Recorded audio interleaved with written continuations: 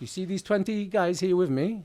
They'll run a train on you, and I'll still make sure I get my urine test off you. They would never run a train on you. How do you know? Were you there in the 2x4 cell? The guy next to me was rubbing his own shit on his walls, talking to himself. Oh no, but homosexuality is not allowed in Dubai. They wanted to make an example out of me. I truly believe that it was, alhamdulillah, through Allah and reading Quran and getting my faith together. That's what got me out. Hand-to-hand transaction is an automatic 25 to life in Dubai. Men need to go through trauma. A man cannot be a man without trauma. Definitely a part 2 is on the horizon, Mikey.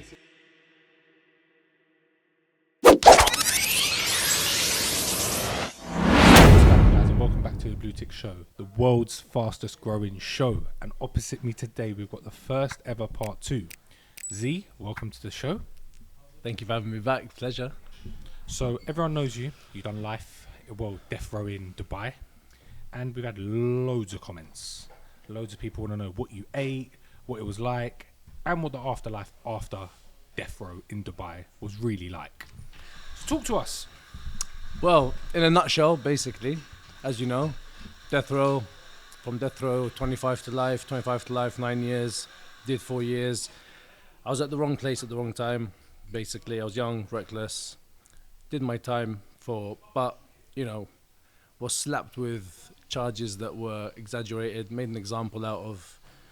A lot of people are hating, saying, oh, don't play with fire if you're not going to get burned. I'm here today to teach your dumbass what to do and what not to do when you're in Dubai, so you don't go through what I went through.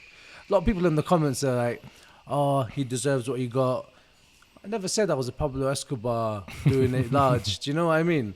I was a young kid, reckless, wrong time, wrong place. And they made an example out of me. Simple. I went through it. Trauma makes a man. So look, I got to throw it in there straight away. What was the food like? For 4 years straight, it was every day rice, which was the worst kind of rice that you can picture that was possibly bought. So basically the government used to invest 80 dirhams per head to feed us. Okay, what's that in pounds?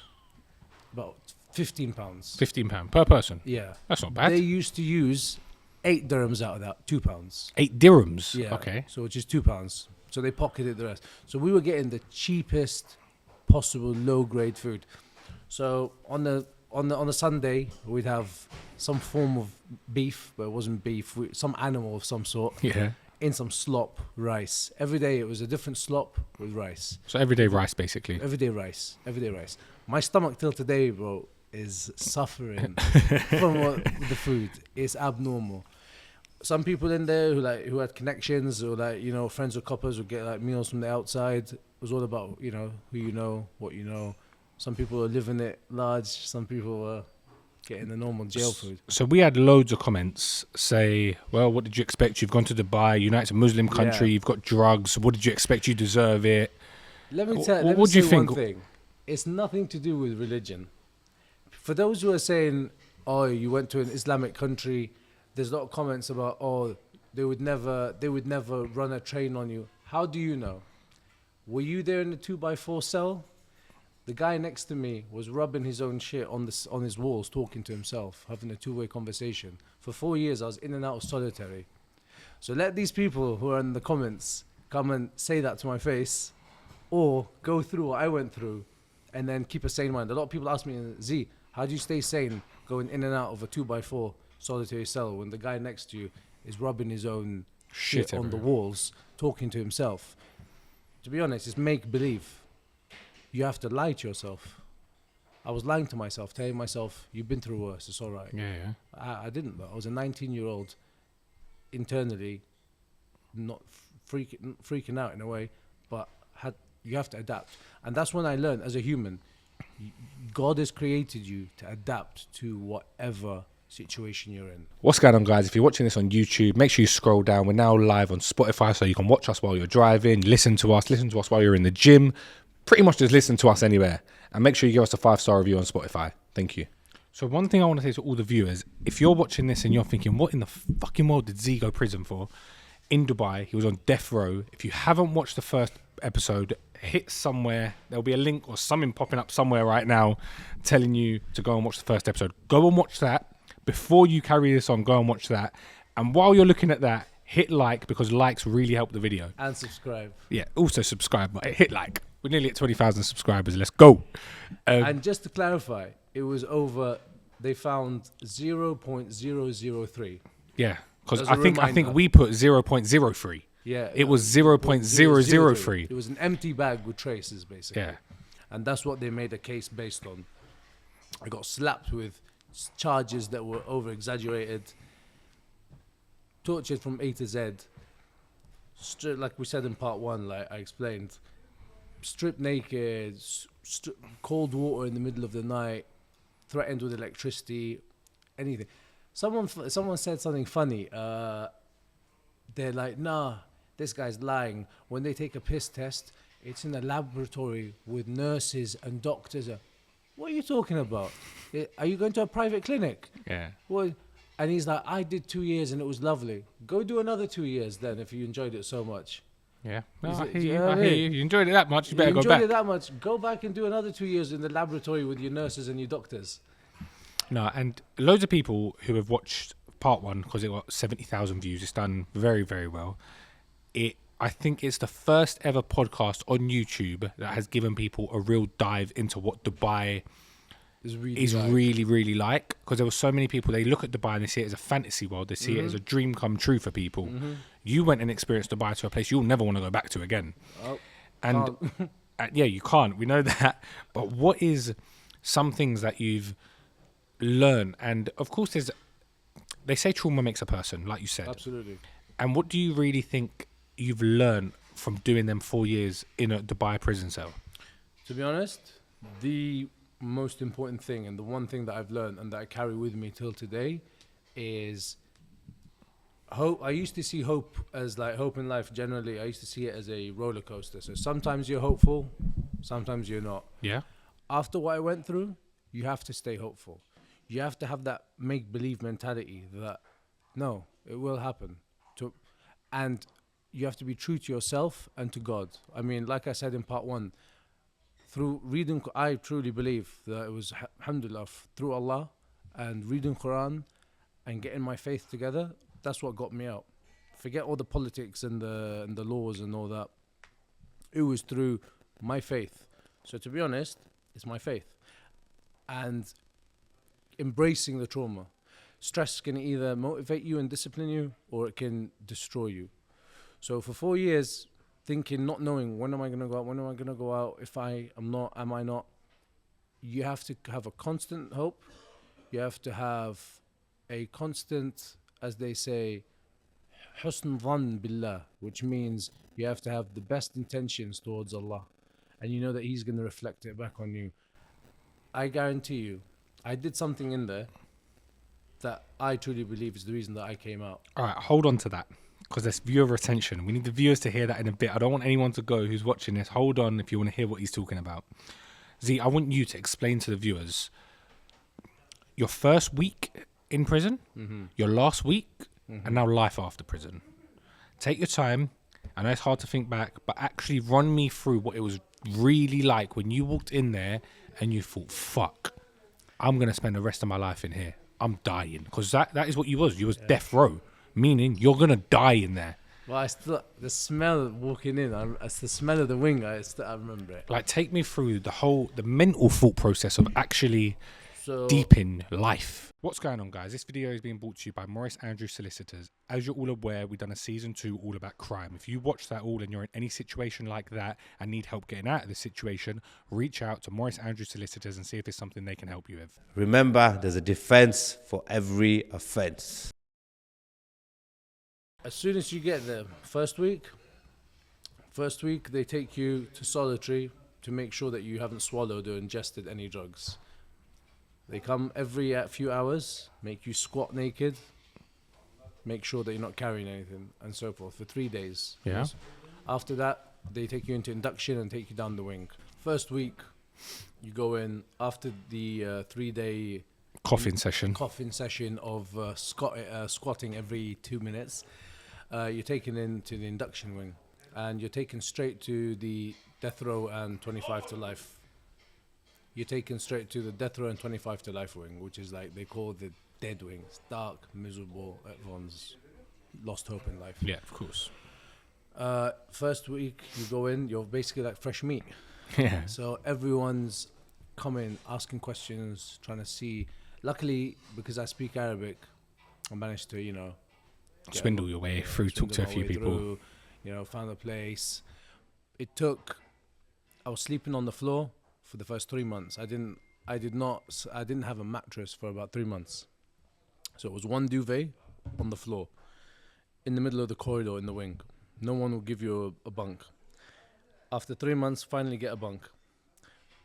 During that first week, there's something called the lice induction. Lice. Lice. Okay. Everyone gets lice. Oh, really? You gotta have it. That's like, as soon as you go in the first week, they all laugh and they tell you, yeah, your turn's next. I'm like, what?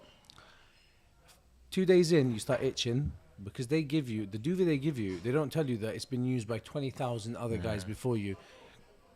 God knows all bodily fluids on there. You don't want to know, mate. So you're all covering yourself in that. A couple of days in, you start itching. 3 days, you got lice. They send you over to the clinic and they cover your whole body with this like white thick cream. You can't shower for 3 days. It's a horrible experience, mate. And it burns your skin. It gets rid of the lice. You go through that. That's first week one. Get that out the way. You go through 4 years of tormentation. And how bad really was it? Because you've told me shit, and it's stuff that you can't dream of ever happening. But how bad really was being in? But if I've seen people that someone owed someone a pot noodle, and because you didn't pay it back in time, you got raped in the toilet. Oh, wow. And a lot of people think, that don't happen in a Muslim country. Because Exactly. that's They a lot of say- the comments we've a lot had. of comments, oh no, but homosexuality is not allowed in Dubai. How do you know? Homosexuality is no, the UAE never said homosexuals are not allowed. Biggest example, Qatar World Cup. Mm-hmm. They said you're more than welcome to come. It's just public display of affection. So all these comments, people saying, "Oh no, there's no homosexuality." There. You haven't been through a narcotics detention center in the UAE. That's all I have to say to them. And they do. And for anyone that thinks that the laws there apply to Islam or Sharia law, it's nothing to do with that. Nothing to do. It's all based upon what they want. Nothing to do with Islam. Nothing to do with culture. It's about what they feel like, what they fancy, and what they want to do with you. So I recently had someone else on the podcast. Not sure if you saw J. He went to prison in Abu Dhabi, Yeah, and he said they shaved his head off. yeah. Was that the same in Dubai? Why do you think my hair? Why do you think I've grown? I have not touched my hair since the day I've come out. Oh, they shaved your head off. Every week they'll come grab you, and whether you like it or not, shave your head off. And I promised myself when I was in I'll there, never cut my hair. I'm not cutting. What? And why do they? Well, why do they do that then? First of all, it's a form of control and degrading. Yeah. And also because they want everyone to be uniform. They want everyone to be the same and to make you feel like we're in control. You're all the same. It's herd mentality. Herd cow mentality. You eat at the same time, you sleep at the same time. And that's what I'm going to get to for life after in a minute. Yeah. So for 4 years, being told when to eat, when to drink, when to sleep, shaved your head off when you're told to shave your head off, like 4 years of that. And then suddenly, my last week, when I'm told I'm going to leave, it doesn't sink in. They called my name, I gathered my stuff, and they take you to the deportation center. Yeah. Stayed there for a couple. They tried to long it. They tried to keep me there as long. They started making up excuses. Oh, your ticket's not ready, or this, or that. I had to call the embassy. Anyway, I got my ticket sorted out. 2-3 days in that place. Terrible, disgusting. And then they handcuff you. They take you to the airport, and they take you to this basically like prison. There's a special entrance in Dubai airport for. Yeah. prisoners. Oh, really? Yeah. We've got our own little. We've got our own little terminal. Secret bypass. VIP entrance. VIP with the handcuffs. So we go in there. That was the first time I saw my mum like face to face. And what aeroplane do you go on to go home? So it's funny you say that. I took the only option I had to come back home to the UK was a Singapore flight. Okay. So It was direct from Dubai to London on Singapore Airways, and I'll never forget this. Planes on the runway, and I'm still tripping, thinking, I'm not going. yeah, they're gonna call my name and say get off the flight. Bro, PTSD is an understatement, and I don't like to label myself. We'll get to that in this minute, but I don't like to label all this OCD, PCD, PTSD. But anyway, I was thinking, I want these tires to lift off. Yeah. I want to be in the air. Get me the fuck out of it. Not even in the air. I want to leave the airspace of the UAE. Yeah. So we left. Plane takes off. I slightly relax. I fall asleep. Yeah. I fall asleep for a bit on the flight. I wake up thinking I'm still in jail, bro. I'm panicking. I'm like, where are we? Anyways, we get to the UK, land, and bro, from the second I land, I thought for 4 years, every day, I'm thinking, out. I want out. Thinking that when I come out, that's it. It's like you're gonna press play and continue life again. It's not at all. Especially when they strip you of your human rights and your dignity and everything for 4 years. You come out, it's a slap in the face. I was shocked. To come back from easy life in Dubai to then 4 years of being fed like a herd mentality and told when to sleep, and then suddenly I'm back here, real life. With nothing. I had nothing. Started from the ground up, bro. Like I had first of all, it took me a year to recalibrate my mental health. Not gonna lie, like I'd be lying if I said I came out 10 out of 10. Yeah, of course. You're human. It took time. And that's the reason why actually I think we're doing this part 2 is because from part 1, a lot of people reached out, like loads messaging me saying we've been in similar situations in Dubai or Qatar, other Gulf countries where they have similar rules and laws. And when we saw your episode on the BlueTick part 1, we could relate to it, and we felt like someone spoke on our behalf, kind of thing. Like, because a lot of these people are scared to have these conversations, or are shy, or don't want to. For me. But you're doing it to educate younger people as well, because I've seen the most commented comment on there is, "Oh my god, I'm so glad I watched this." And you even said to me, someone come over and said, "Go on, tell the story."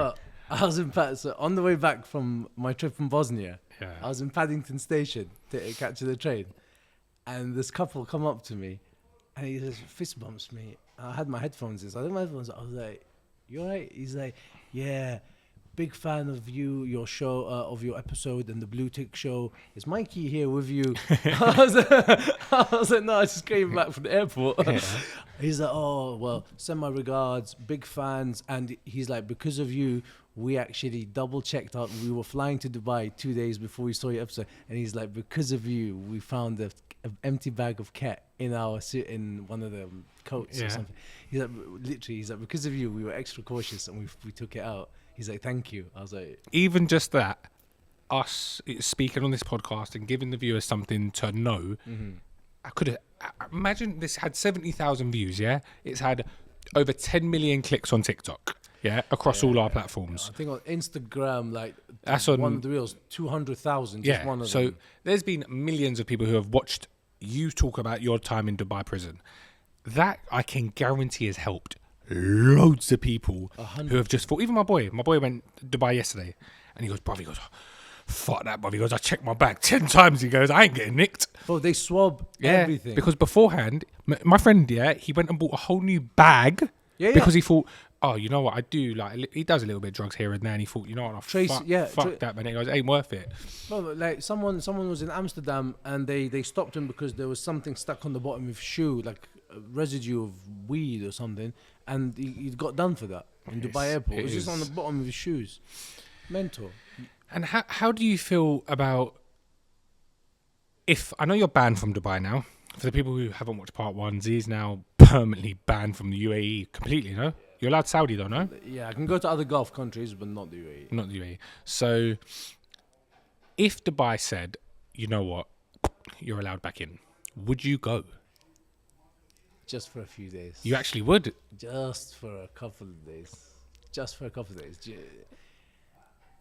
Literally 2-3 days. Do you know what? One thing I love about the show, yeah, and this is just a little bit off topic now, but one thing I love about the show is I didn't know Z from fucking Tom. Didn't know who he was. Reached out to me on Insta. You reached out to me, right? Yeah. Reached out to me, told me a story. I was like, come down. I speak to Z every single week. Literally. Through and through, every single week we speak. We catch up. What's going on? Da-da-da-da-da. Oh, how's this? How's that? How's this? How's that? And it's mad how people just from meeting you. I met you once, and then you popped in to say hi once. Yeah. But we've built a friendship now. Yeah. That's another friend there. That's another connection I have. Exactly. And Network. and I'm always gonna remember. I'm going to Dubai in May for 2 weeks. Yeah. Call me before, yeah? Let me do your packing for you. Yeah. No way. No, you ain't coming near me. I'm making sure I buy all new clothes. Everything's fresh. But it's fucked. One wrong move. You made one mistake. And one tiny mistake that at the wrong place at the wrong time with something so pathetic, and then to get charged with, if you didn't watch part one, like import, export, trading, dealing, intent to supply, all out of 0.003, when my case partner had physically on him almost a quarter kilo of crystal meth, and he'd done a couple of months. And do you know what the craziest thing is? Yeah. Where's the fairness? How long ago did you get released?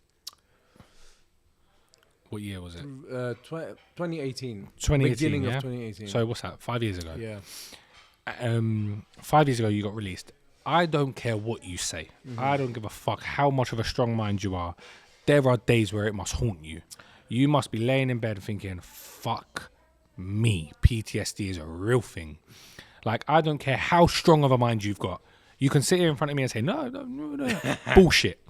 I'll tell you something, Mikey. There's not one day that I don't think about it. I could look at something and it would remind me and trigger. At the beginning, the first 2 years, I was a mess. I'm not going to lie to you or the viewers. I was a mess. And because I didn't know where I was going, what I was doing. Till today, it haunts. But for the first 2 years, I'd get nightmares, thinking I'm still there. Yeah. Waking up and truly thinking I'm still there. And then like, oh no, I'm at home. It's all good. Like 2 years straight of that. Even sometimes these days. But after the first 2 years, I said, nah, enough is enough. When I got out, the doctors diagnosed me with PTSD, OCD, this severe anxiety disorder. All that. I don't like labeling myself with all this. I fully believe in mental health, and I understand people go through it. I used to have a bit of OCD before prison, but in prison, and anyone that's been to prison will tell you, the OCD goes 0 to 100. It's just a thing. Like, Yeah. Everything has to be in order. And then I realized one day, I thought to myself, nah, fuck all this. I'm not going to let that one thing define my whole future. Define me, exactly. I thought about it. I said, kids in Africa have to walk miles from like village to village to get water, right? Do you think that if he's got OCD, he's gonna say, "Oh no, I need to redo that step. I'm gonna go back 10 miles again and redo it because my OCD didn't like it"? Nah. So I said, if these people are living normal, then no. And the biggest example of that is when I was in Bosnia last week. I sat with people and families and where they've got 50 caliber bullet holes in their homes. Yeah, you said this. I saw it on your story. I was watching it. I Bro, thought, fuck. They live in happy. Not one person is on antidepressants. Not one person is taking mental health medication. They're all living good, thriving, stronger. If anything, stronger. And these people saw genocide. Do you know what I mean? Bullet holes in their houses till today. And over here, what do doctors do? Pump you with pills. They want you weak. Like, for example, in the Sharjah prison where I was, if I got caught doing push-ups, I was sent to solitary.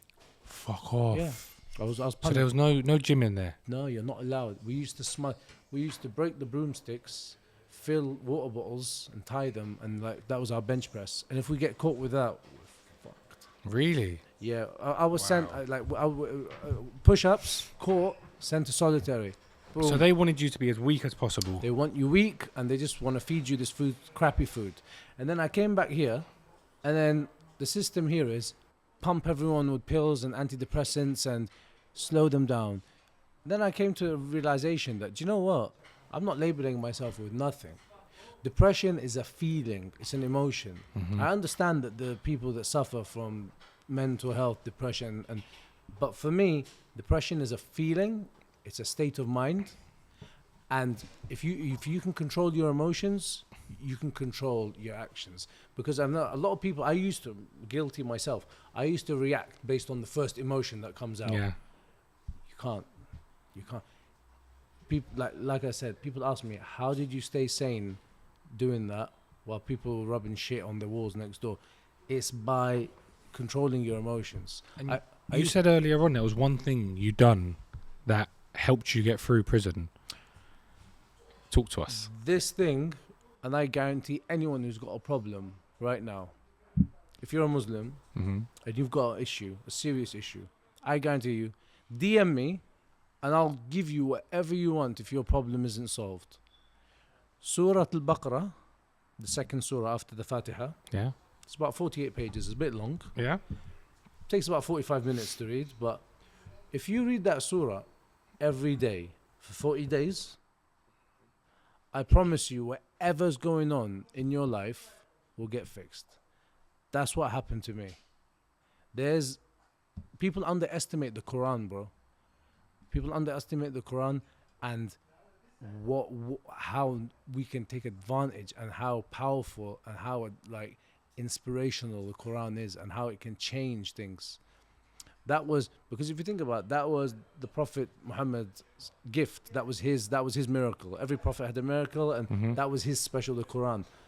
Till today, 1,400 years untouched, the same. People underestimate the power of the Quran. I'm not saying I'm some religious scholar. I bet now they'll start slaughtering me. You don't know what you're talking about. You're mufti now, and allow that. I'm a regular guy. I sin. I do good, and I sin. But the Quran we underestimate the power of the Quran. Try and read one page a day at least. But like I said, if you read Surah Al-Baqarah for 40 days, whatever your problem is, it will be solved. And if not, DM me, I'll give you whatever you want. You've been out now 5 years. Yeah. What is life truly like being out of Dubai prison and being a free man and not having that to look over your shoulder? Alhamdulillah, now I've reached the stage, a point where I look at it and I laugh about it. Do you know, it's one of them things I think about it every day, but I laugh about it in a positive way. I flipped it to a positive, bro. I've turned that trauma. Men need to go through trauma. A man cannot be a man without trauma. If you haven't been through trauma, you're not a man. I'm sorry. Regardless what it is, being out now for 5 years, 2 years recalibration. I'm not gonna lie, fell into a bit of a hedonistic hole again when I came back. Because I didn't know what I was doing. What was your family like throughout this situation? Were they supportive? Were they extremely supportive? But because, like I said, because my family's all over global, we're all over the place, so we're not together. So I missed that family aspect, and I'm not gonna lie. Biggest mistake I think, from my opinion, is when I got out, I should have straight away went to a family home. Did you not? No. You went by yourself? Yeah, and I had nothing. I started from zero, bro. So how was you even paying for rent? From zero, I had to grind, work. My family were helping me, but I don't like asking my family. So I just had to start grafting, bro. Work at your 9 to 5s. I started doing everything and anything. Until, alhamdulillah, worked my way up. Eventually, I was working up to recently, working at Gordon Ramsay. Yeah, you said. Yeah, I mean, worked my way, and then I thought, 9 to 5 is there's something in me that wants more. That fire, it's not cutting it for me. So I decided I want to do my own thing. Started recently, partnered with one of my friends. We're doing designer branding, clothing, resale, etc. Getting the website started up. Also started Z Unlimited, a bit of motivation for the reform, which we'll get to in a minute. And then after 2 years, that's when I started actually navigating and saying, right, no, I need to do this, I need to do that, and start clearing my head. I got back to the basics, and alhamdulillah, ever since I've been on track, building forward, bro, building forward. Ever thought of going back to being a DJ? Do you know what? Only reason I say that, I saw a comment that said, Z, go back to being DJ. It'll be a I complete circle. I think I saw that comment. So you're the third person that asked. Literally an hour ago, someone else asked me that. Yeah, I don't know if I want to really because that lifestyle. I'm over it. I'm over that lifestyle. I'm over it. It's not my it's not my scene anymore, bro. Like recently, someone was like, "Come, let's go clubbing and that." No, even though I don't even drink, as you know, I don't even drink no more. It's not my scene. It's not my scene, and like anyone that even associates like with these things at distance, because you are the sum of the 5 people you hang around with, and that's I agree, very 100%. very. I said that to someone last night. How Really? fucked is that? I sat down with someone, I was talking to her, and I was explaining to her about friendship circles. Yeah. And I said, if you surround yourself with 5 millionaires, you're destined to be the 6th millionaire. 100%. You surround yourself with 5 crackheads, you're destined to be the 6th crackhead. 100%. If you just surround yourself with 5 just good people, you're going to be a good person. And you know what's funny? That our religion says that Yeah, your friend pulls you to whatever he's into. There's that famous man who says the quote, show me your friends, I'll show you your future. Exactly. So I started realizing I need to start changing Surround my myself. circle. And from there, you know, things start naturally, organically just working out. So like I said, starting my own business now, hopefully it kicks off. And most importantly, the support that I got after part 1, which we did together, was insane. Like a lot of people reached out, not only like, you know, saying well done for speaking out, this, etc. But a lot of people also saying, you know, we've been through similar things, but we don't have a voice, you know, females and males. Like there's even girls that were messaging saying we've been in similar situations. As a female, it's affected us even differently. And, you know, so I thought, you know what, let me start a little platform that's not like a podcast, like Harry, for example, you're doing. Yeah. Something a bit different. Mine's a show, yeah, not podcast. I like to be a bit different, guys. Apologies. Show. Fastest growing show in the world. Fastest growing show in the world. Get that straight. Do you hear that? Good. So mine's a bit on the move. Like, whether Yours is like you're a motivational speaker. Yeah. I've seen it. I've saw some of your stuff. You're more of a The moment. motivational speaker. I think that's the right thing. Yeah. Yeah. I don't like to use the word. I hate that word. Influencer. Yeah. You're not. You're a motivational speaker. That's what Pretty it much, is. You're a motivational speaker who's speaking on previous experiences. Exactly. And I intertwine what I've been through what I see in today. Yeah. And I associate like today's society's problems to my experiences and my opinion. At the end of the day, it's my opinion. Like things that what's going on in society here is absolutely fucked. Yeah. Parents are losing custody to their children because they want to change genders, and kids are going to their parents asking, I want to buy. I'm not gonna comment on that because I'll probably get mad hate. So that you know, I don't fuck with that shit. I see it how it is. Straight up, I don't fuck with that shit. I say it how it is.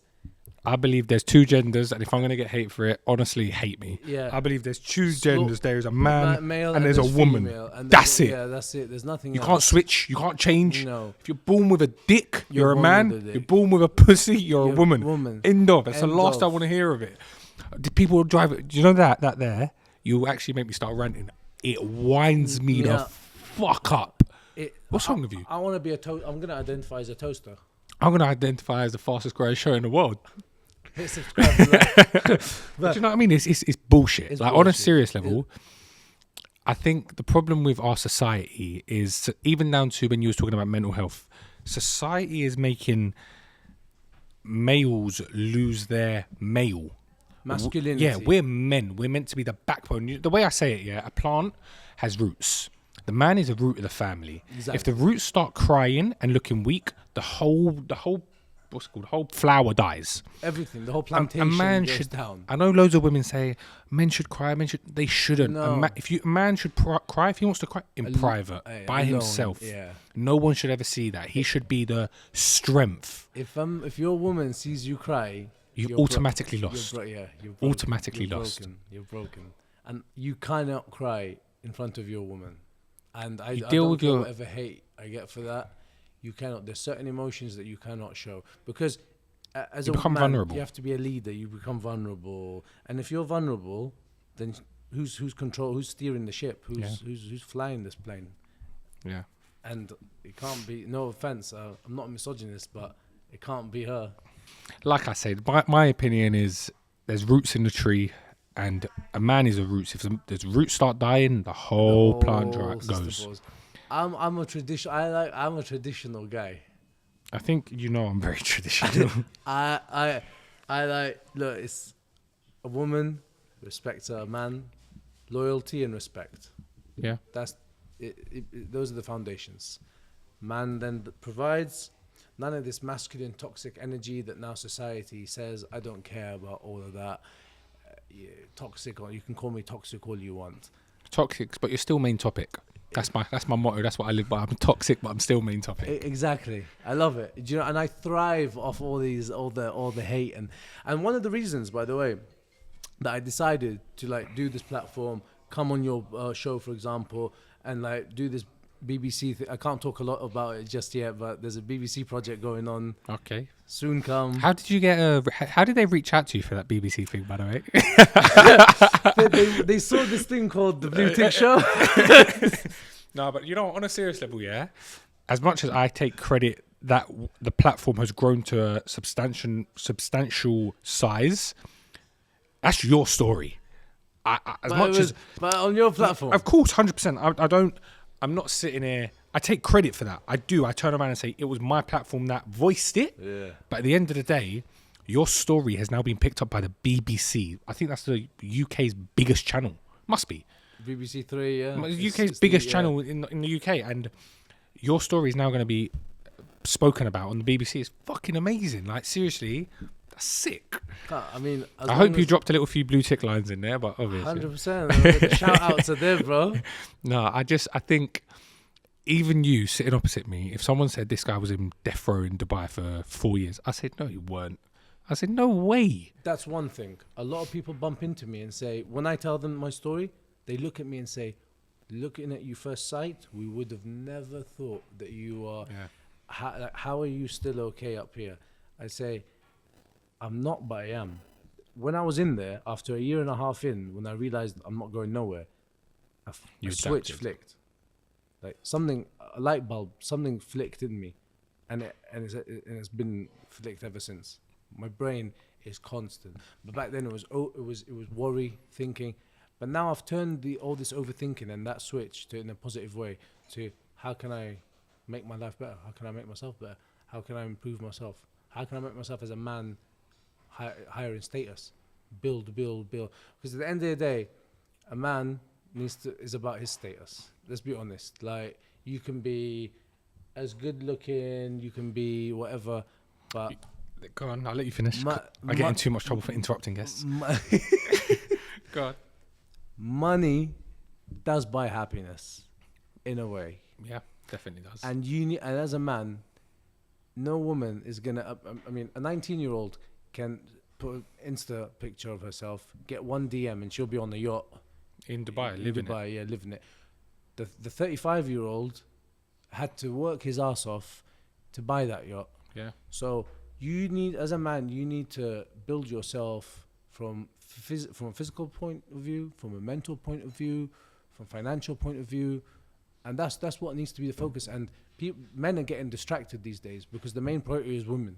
Yeah, I want to get a girl. No, bruv, forget the girl for now.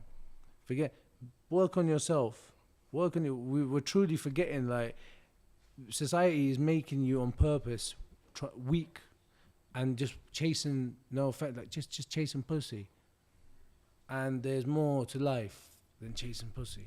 I think as a man and as a woman, all you have is your status. Exactly. The second you get called in business, let's say you get called a thief, you're done. That's it. The second you've got that title, you're finished. Your reputation is your credibility. And the second you ruin that, it's very, very, very hard to change people's opinion on you. Like, from get-go, I think you're a lovely guy. If you turn around and stole from me tomorrow, I'm never going to trust you again. That's it. Yeah. No matter what, even if you give me the money back, it's the concept that in your head you think, oh, he stole from me once. He's a thief. Like, exactly. And I think your status and your reputation is all you have. And I think nowadays in the society we live, no one gives a fuck anymore. No, You got people doing whatever they can for money exactly. and not caring. That's why one of the reasons I decided to do this platform and start this motivational speaking, because I thought people on OnlyFans are going taking their tits out and doing all sorts. Why should I think twice about doing something positive or speaking? So, to hell with it. People are selling pictures of their all sorts. So go all out with something positive. You know What it is? I look back sometimes and I think our generation is fucked. 100%. Like, I look at some men and women. I'm not just labeling women here. And I sit there and I think to myself, you got to be a dad one day. Like, or you got to be a mum one day. And you're out doing drugs in clubs, doing this, doing that. You're fucking sleeping with 100 different people, men and women, both. Yeah, And both good. when your son or daughter comes out, the word spreads. And especially the word these days, spreads. everything's You got online. literally everything's That's up. it. It's all there. Once it's on social media, it's there forever. It's there forever. Anything on the internet is there forever. You see it in the newspaper. Like the other Yeah. day, I saw an article in the Sun. Funny enough, mum and daughter double team OnlyFans. So basically, They're this both mum- doing OnlyFans. Yeah, and the mum's filming the daughter and vice versa, and they're proud about it. And what have we reached? The world has gone mad. Look, I don't judge anyone who does anything to make money. Good luck to you. Do it. But It's up to when you're getting your mum involved and it's you and your mum doing something together like that, it's fucked. And I ain't hitting subscribe $5.99 for that. Like, never did, never will. Like, I don't. Everyone's free to do what they want. At the end of the day, I don't judge, but I have my own personal opinions. And that's just straight up fucked up. So Z, talk to us. You've been out 5 years. What's the plans? What's going on in your life right now? Talk to us. Plans. So hopefully expand the. Basically, the business is called MK Sourced It. At the moment, we're just online and Snapchat. We've done a deal with Flannels. Oh, really? Yeah, Sick. Yeah, we've done a deal, like an exclusive deal with Flannels. So we're getting a very high percentage discount of flannel products, and we're becoming an official reseller. So give us a little advantage. We're selling basically below the retail price. Yeah. I've also got the Z Unlimited platform, which hopefully growing slowly. Going to Egypt next week. Hopefully get some good content out there. Lots in the pipeline, bro. I've got my fingers in all the jars and the pies, and as they say. Well, listen, you've lost out on 4 years of your life. Yeah, You've got some catching up to do. Bro, I am milking it, if that's the word, making up for it. Because I promise you, I'll tell you, and when I was in that solitary cell, I remember saying to myself, like, freezing cold, telling myself, I'm not going to let this go for nothing. I used to say it to myself every day.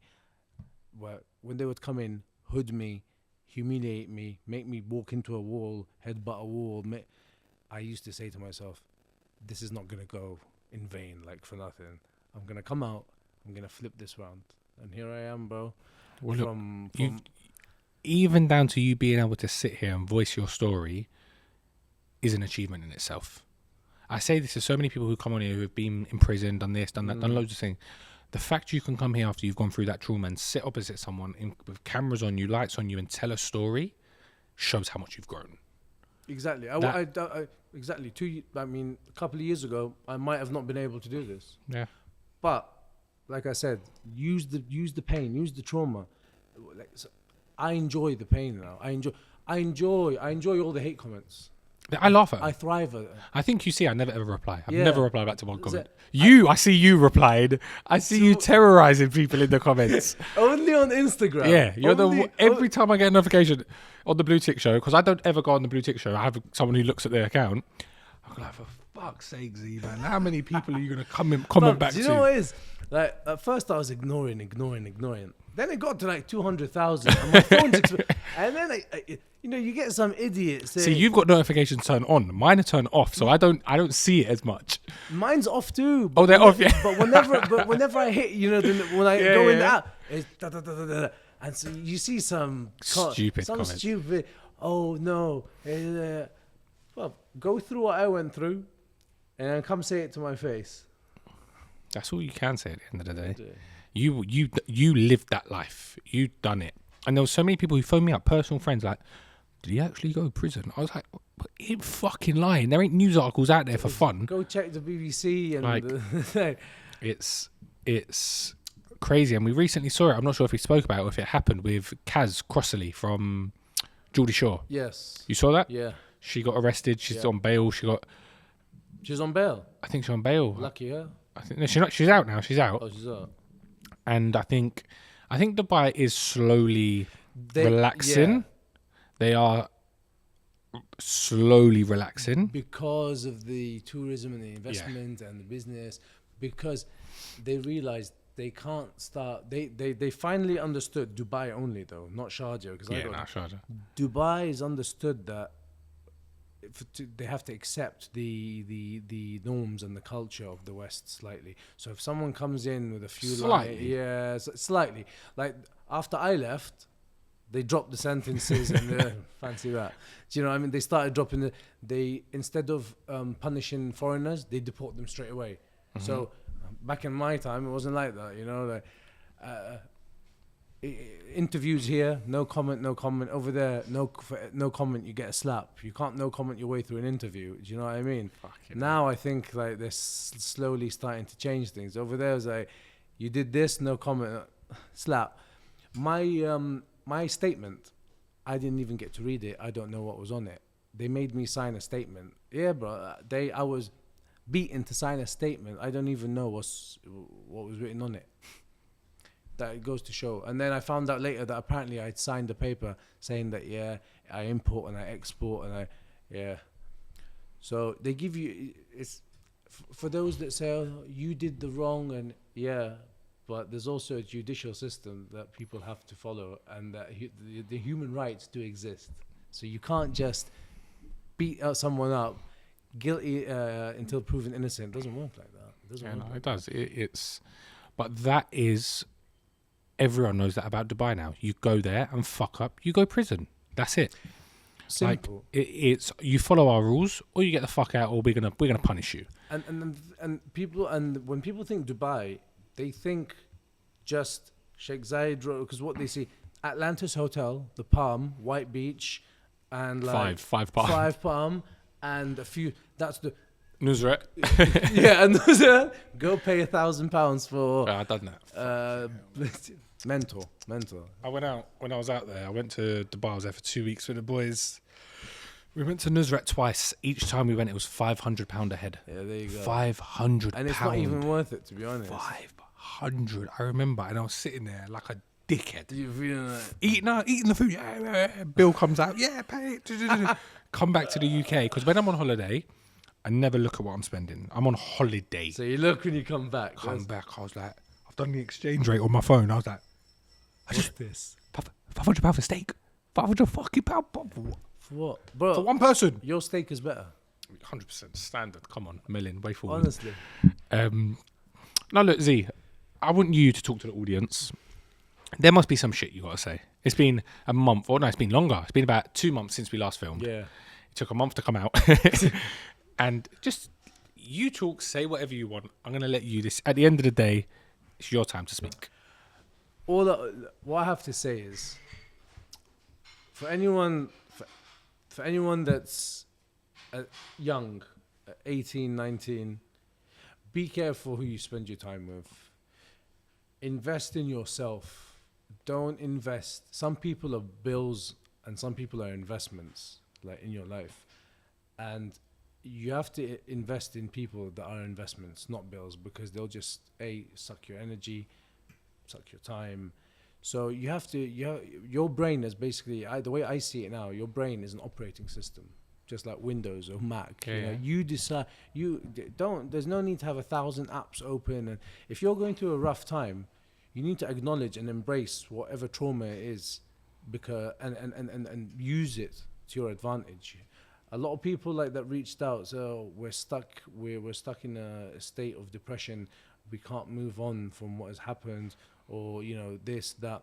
I always tell them, I say, what are you gonna do about it? Forget. Don't think about the problem. Is us humans, we're very short-sighted and we overthink and we think. Just think of the first step, your first move. During my time in jail, I played a lot of chess. 4 years, a lot of chess every day. So I take a chess approach in life, kind of thing. Like think 2 steps ahead, and have faith. Always have faith. Be true to God, and be true to yourself. Be the best man that you can be, and everything will follow suit. As long as you have the best intentions, everything. Like you see, for example, what I went through wasn't easy, but my intentions were never to go and be some drug lord. Yeah. My intention, I was a reckless young guy, got himself in the wrong place at the wrong time. My intentions were never bad, and alhamdulillah, like I do not regret 1 minute of those 4 years, 1 minute of all that torture and beating and all that. I don't regret 1 minute of it, because it made me who I am today. But what I can emphasize And the on, thing is, if you didn't get caught, you'd probably be doing it at a larger scale now. Carry on being dragged into the underworld. God knows, It would have been worse. yeah. And that's why I always say, see, everything happens for a reason. So embrace it. And stress is either a motivator or a killer, and you have to use it as a motivator. Like you just have to move on. You always think, what's the next step? What can I do right now? What can I do? When I was in a cell with nothing around me on the floor, I used to think to myself, what's the next step? Like and I used to say, right, my next step is get out of this cell. And then when I go back to the wing, there's always something to do. That's my message, basically. There's always something you can do. Don't sit there and embrace it. Like, doctors still today call me. You've got an appointment for your PTSD, OCD. I don't show up. I don't go anymore. I don't take none of the medication no more. It's the power of your mind. We really, really underestimate the power of our minds. God gave us this brain for a reason, bro. And unfortunately, anyone under the age of 30 has been Brainwashed. Been brainwashed. To Absolutely think that we're mentally ill. All of us have got depression. We're all suffering from X, Y, and Z. And there's absolutely, like I said, people are living in bomb shelters and they're happier than ever. No medication, no nothing. And those are the people that are supposed to have PTSD and all sorts. You know what it is? People who are depressed. I'd say most of the younger generation comes down to financial depression. And I think what the government should do is start up a course that instead of giving them tablets and all this, send them to a country where it's real depression. Show them this is the life they live. They'll come back so grateful. They'll forget every stress they've got. Exactly. Instead, we're throwing them pills at them. Take this, take that, take these tablets, take that. Fuck all of that. You want to fix someone? Show them real depression. Show them real struggle. And the worst thing is they'll go there, and then people who are struggling have a smile on their face. Yeah, and that's when you feel bad. You're going to be looking at yourself thinking, am I a cunt? Literally. I'm sitting here worrying about how I'm going to buy my new car, for example. Literally. And that man's there, he ain't even got shoes to wear. He's not got feet. There was one man he was complaining about shoes, and there was a next picture, and the man had no feet, and he goes, "You're lucky you have shoes." There you go. And okay, I'm not saying live your life thinking you're nothing and everything's like, but live your life having some sort of aspiration for gratefulness, gratitude, and still hunger for more. Like, don't get it twisted. When I say like stay hungry, it doesn't mean be ungrateful. No, be content. Like, for example, when I make money, or so, whether it's like a business deal or whatever, when I make money, right, money comes in the account, I look at it for 2 seconds, yay, then I forget about it. It's temporary happiness. It's not there anymore. It's not there anymore. I put, what's next? Yeah. Well, but that's how you got to be. Yeah. And I think you're doing really well. I think you're doing really, really well. Hopefully the platform that you're building grows. Thank you. Listen, you've got the voice for it. You've got the experience for it. It's only up to you now. It's dedication. Don't be a lazy fucker, and it will work. I've got inspiration like you, Mikey. I think I'm showing you every week Sunday 8 p.m. we're here. But anything else you want to say? Stay safe, guys. Stay safe. It's a hard world out there. Stay safe. It's a hard world. Stay safe. And you are the sum of the 5 people around you. Don't waste time with waste man. When you got some time, you're sitting at home. Not you, people. Sitting at home. Sit back and actually look at your circle. Have a think. Actually look at your circle and think, okay, that friend there, cool. That friend there, cool. And actually deep the position they're in their life. Is that going to benefit you? If it's not going to benefit you, get them out of your life. And that's not being selfish. No, not at all. It's at the end of the day, it's your life. It's your life. It's you're going to have your own family soon. You're going to have your own kids soon. You're going to have your own bills to pay. Your own, even at any age, even if you're a young kid and you're sitting there thinking, look, I'm not a motivational speaker. I don't give a fuck what you lot do. Like, if you don't want to go out there and party, go out and party, live your life. I don't care. I'm just speaking from my experience. Like, I'm not here trying to preach and be some good like, you man want to go out and sleep with 100 different girls? Do your thing. I promise you I won't judge. But what I will say, strap up. What I will say is just think long term and stop thinking about tomorrow. Start thinking about in 10 years. I'll say one thing that I learned from being in solitary confinement for long is, and to all the viewers, and especially to the ones that,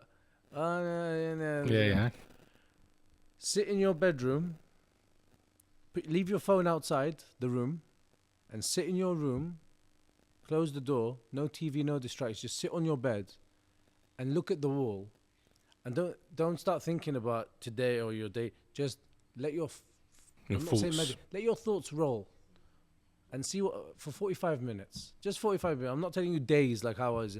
45 minutes. Let your thoughts start with nothing. You'll see your organic conscience come out, because we're constantly surrounded. Our consciousness is constantly surrounded by all this. Leave the phone out, close the door, lock the door, and just look at literally stare at the ceiling for a good 45 minutes. It makes a difference. During the day, not at night before you go to bed, no, during the day. And let the thoughts come out, and you'll see what comes out. Guys, you heard it. Do it. Let us know what you think in the comments. And for everyone watching, make sure you go follow Z Unlimited as well. And make sure you like, comment, and subscribe. And we'll see you again soon. Take care.